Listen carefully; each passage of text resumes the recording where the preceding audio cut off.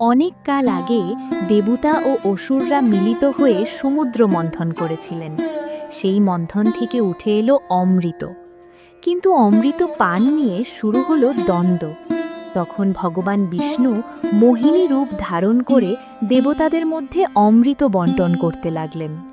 অসুরদের মধ্যে একজন চতুর অসুর নাম রাহু ছদ্মবেশে দেবতাদের সারিতে বসে অমৃত পান করে ফেলল। সূর্যদেব ও চন্দ্রদেব বিষয়টি বুঝতে পেরে ভগবান বিষ্ণুকে জানালেন।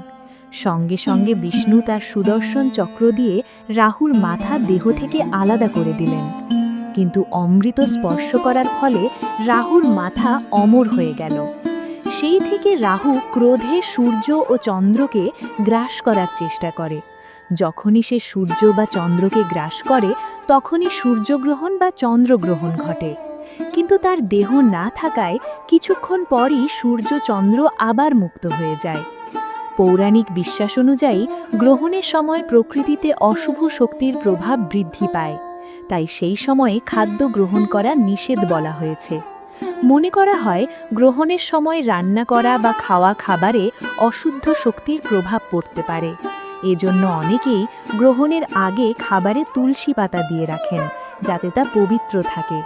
বিশেষ করে গর্ভবতী নারী, শিশু ও অসুস্থ ব্যক্তিদের সাবধানে থাকতে বলা হয়। গ্রহণ শেষ হলে স্নান করে তবেই খাদ্য গ্রহণের নিয়ম প্রচলিত আছে। এই কাহিনী আমাদের মনে করিয়ে দেয়, গ্রহণ শুধু জ্যোতির্বিদ্যার ঘটনা নয়, আমাদের সংস্কৃতি ও বিশ্বাসেরও একটি অংশ। বিশ্বাস হোক বা বিজ্ঞান, এই প্রথার পেছনে আছে হাজার বছরের ঐতিহ্য ও ভক্তি।